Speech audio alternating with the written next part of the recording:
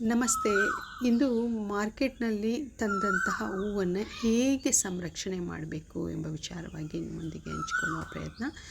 ನಾನು ನಿನ್ನೆ ಮಲ್ಲಿಗೆ ಮತ್ತು ಮರಳೆ ಎರಡನ್ನು ಮಿಕ್ಸಿಂಗಾಗಿ 1/4 kg ತಂದಿದ್ದೆ. ತುಂಬ ನಿನ್ನೆ ಹೂವು ಫ್ರೀಝರ್ನಲ್ಲಿದ್ದರೂ ತುಂಬ ತಾಜಾಗಿತ್ತು. ಅದಕ್ಕೆ ಕಾರಣ ನಾನು ಇದಕ್ಕೆ ಅಕ್ಕಿ ಕಾಳನ್ನು ಹಾಕಿದ್ದೆ. ಅದನ್ನ ಬಾಕ್ಸಿಂದ ತೆಗೆಯುವಾಗ ತೋರಿಸ್ಲಿಕ್ಕಾಗಲಿಲ್ಲ. ಬಾಳೆ ಎಲೆಯಿಂದ ತಂದು ಅದನ್ನು ಕಟ್ಟಲಿಕ್ಕೆ ರೆಡಿ ಮಾಡ್ತಿದ್ದೆ. ಮೊದಲು ಹಾಕಿದ ಅಕ್ಕಿ ಕಾಳುಗಳೆಲ್ಲ ಕೆಳಗಡೆ ಬಿದ್ದೋಯ್ತು. ವಿಡಿಯೋ ಮಾಡಲಿಕ್ಕೆ ಆಗಲಿಲ್ಲ. ಆ ಸಂದರ್ಭ ನಿಮ್ಮ ಗಮನಕ್ಕೆ ತರಬೇಕಿತ್ತು. ಆಗಲಿಲ್ಲ ಆದರೆ ಆ ವಿಚಾರವನ್ನು ಹಂಚ್ಕೋಬೇಕು ಅನ್ನೋ ಕಾರಣಕ್ಕೆ ಹಂಚ್ಕೋತಾ ಇದ್ದೀನಿ.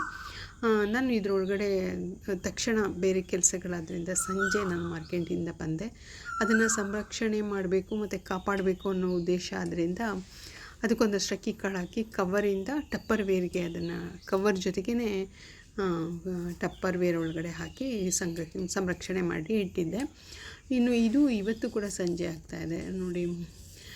ಈ ಎಲ್ಲ ಹೂಗಳು ಮಾರ್ಕೆಟ್ನಲ್ಲಿ ತೊಗೊಂಡಿದ್ದು ನೋಡಿ. ಈ ಥರದ ಟಪ್ಪರ್ ವೇರ್ಗೆ ನಾನು ಒಂದು ಕವರಿನೊಳಗಡೆ ನೋಡಿ, ತಂದಂತಹ ಕವರ್ ಒಳಗಡೆ ಹಾಗೇ ಇತ್ತು. ಸದ್ಯಕ್ಕೆ ಎಲ್ಲನೂ ಬಿಡಿಯಾಗಿ ಮಾಡಿ ಹಾಕಲಿಲ್ಲ.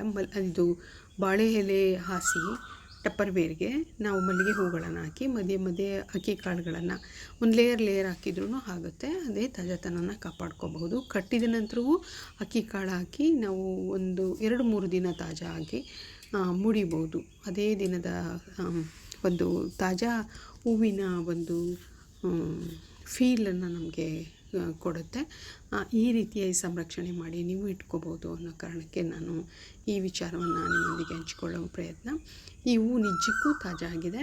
ನೆನ್ನೆ ಹೂವು ಆಗಿದ್ದಾಗೆ ಇಟ್ಟಿರೋದ್ರಿಂದ ಅರಳಿದ ನಂತರವೂ ಅಂದರೆ ನಾವು ಹಾಗೆ ಇಟ್ಬಿಟ್ರೆ ಕಂದು ಬಣ್ಣ ಆಗಿಬಿಟ್ಟು ಹೂವಿಂದು ಇದೆಲ್ಲ ಒಂಥರ ಅಂದರೆ ತುಂಬ ಸೂಕ್ಷ್ಮವಾದದ್ದ ಹೂವಾದ್ರಿಂದ ಮಲ್ಲಿಗೆ ಬೇಗ ಇದನ್ನು ಕಳ್ಕೊಂಬಿಡುತ್ತೆ ತಾಜಾತನವನ್ನು.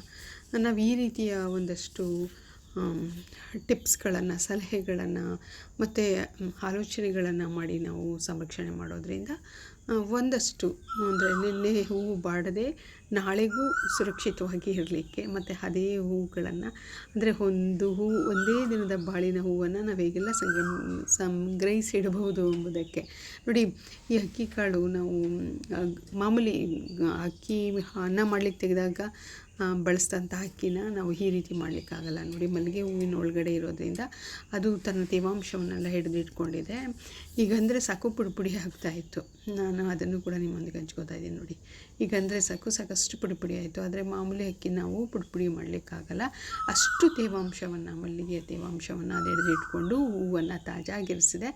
ನಿಜಕ್ಕೂ ಖುಷಿಯಾದ ವಿಚಾರ ಇದು. ನೀವು ಕೂಡ ಮಲ್ಲಿಗೆ, ಮರಳೆ ಯಾವುದೇ ಹೂವನ್ನು ನೀವು ತಂದಿರಿಸಿದಾಗ ಮುಖ್ಯವಾಗಿ ಮಲ್ಲಿಗೆ ಹೂವಿನ ಸಂರಕ್ಷಣೆಗೆ ಹೂವನ್ನು ಒಂದೊಂದು ಲೇಯರ್ಗೆ ನಾವು ಹೂವನ್ನು ಹಾಕಿ ಮತ್ತೆ ಮಲ್ಲಿಗೆಯನ್ನು ಹರಡೋದ್ರಿಂದ ತೇವಾಂಶವನ್ನು ಅಕ್ಕಿ ಹಿಡಿದಿಟ್ಕೊಂಡು ಮಲ್ಲಿಗೆಯನ್ನು ತಾಜಾಗಿ ಇರಿಸುತ್ತೆ.